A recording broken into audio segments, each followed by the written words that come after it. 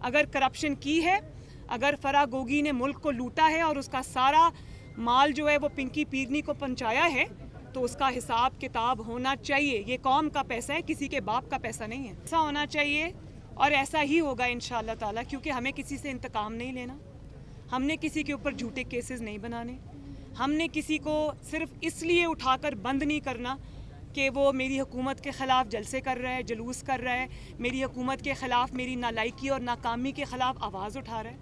NAB کا chairman ایک ایسے شخص کو ہونا چاہیے جو میرٹ پہ فیصلہ کرے. اگر کیس میں دم ہے, وہ کہتے ہیں نا کہ جو پہلے کہتے تھے ہم فیس نہیں کیس دیکھتے ہیں, تو الٹا تھا, وہ فیس دیکھتے تھے کیس نہیں دیکھتے تھے. تو اب ہمیں ایک ایسا نیب کا چیئرمین چاہیے جو فیس نہ دیکھے کیس دیکھے, اور اگر کیس میں دم ہے. دیکھیں میں تو نہیں پچھتائی, جس نے ظلم کیا پچھتا تو وہ رہا ہے. آج ان کو اپنی فیس سیونگ کی فکر ہے, ان کو سیف ایگزٹ کی فکر ہے. مجھے تو کوئی فکر نہیں, میں تو آپ کے سامنے کھڑی ہوں, مجھے کوئی فکر نہیں ہے, مجھے کوئی پچھتاوا نہیں ہے.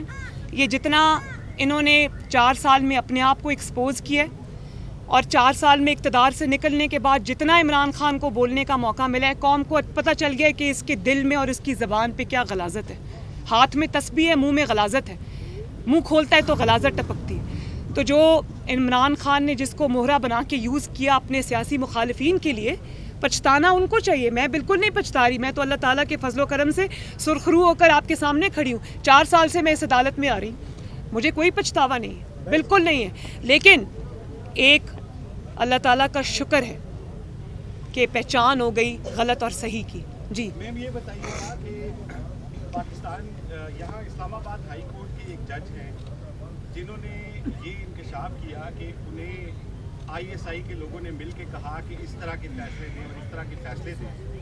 پہلی دفعہ ہسٹری میں کسی جج کو سمری ٹرائل کے ذریعے گھر بھیج دیا گیا. میں جسٹس شوکت صدیقی صاحب مجھے پتا ہے, ان کی اپیل میں اب حکومت جو ہے وہ ان کے خلاف کیونکہ وہ پیش ہوگی, تو اب موجودہ حکومت کیا ان کے خلاف وہاں اٹارنی جنرل کو پیش کرے گی؟ میں حکومت سے ضرور بات کروں گی. جسٹس شوکت عزیز صدیقی کے ساتھ ناانصافی ہوئی ہے, ان کو انصاف ملنا چاہیے, اور انصاف دینے سے عزت بڑھتی ہے, عزت میں کمی نہیں آتی. انصاف نہ دینے سے عزت میں کمی آتی ہے. جی یہ بتائیے گا کہ آپ نے خبر دی ہے اور یہ اطلاعات موجود ہیں کہ تحریک انصاف میں ڈیفیکشن آنے والا ہے. جو پہلی قسط تھی, میں نے آپ کی ٹویٹ پڑھی تھی آج, اعتماد سے پہلے ڈیفیکشن آنے والا ہے, وہ اطلاعات ہیں موجود ہیں. تو سوال میرا آپ سے یہ ہے کہ آپ کی جماعت کے ساتھ کو PTI کے جو بڑے نام ہیں, وہ نام بڑے ہیں اس مرتبہ, وہ رابطے میں ہیں, ہاں یا نام میں تصدیق کر سکتی ہیں؟ جی رابطے میں ہیں. میں غلط بیانی نہیں کر سکتی.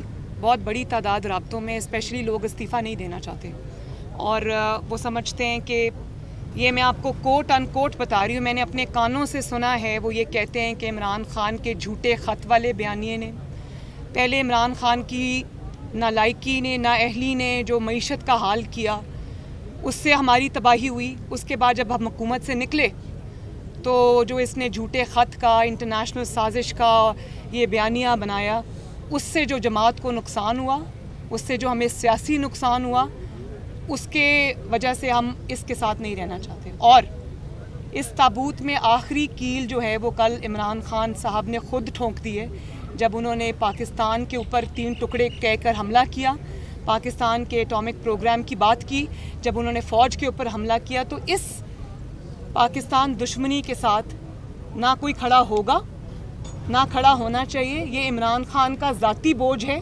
یہ اس کا ذاتی گند ہے. اس کو کسی کو بھی, چاہے وہ تحریک انصاف ہی کیوں نہ ہو, اپنے سر پہ نہیں اٹھانا چاہیے. اس سے کنارہ کشی اختیار کرنی چاہیے, اس کو چھوڑنا چاہیے, بلکہ اس قسم کی سیاست کو ہمیشہ کے لیے خیر آباد کہنا چاہیے. میں بالکل یہ چاہوں گی کہ پرائم منسٹر جو ہیں وہ اس کا نوٹس لیں, سختی سے نوٹس لیں, اور اس کا نوٹس لیا جانا چاہیے. اس قسم کا جو تخریب کار ہے, اگر اس کو بولنے کی آزادی ہوگی تو وہ اس ملک میں نفرت کے بیج بوئے گا. جو ملک ہمارا ہے, ہمارے بچوں نے یہاں پہ رہنا ہے, میں نے یہاں پر رہنا ہے, آپ سب نے یہاں پہ رہنا ہے, آپ سب نے اپنے بچوں کو یہاں رکھنا ہے. تو اس ملک کی جو ذمہ داری ہے وہ ہم سب کے اوپر ہے. جی بس.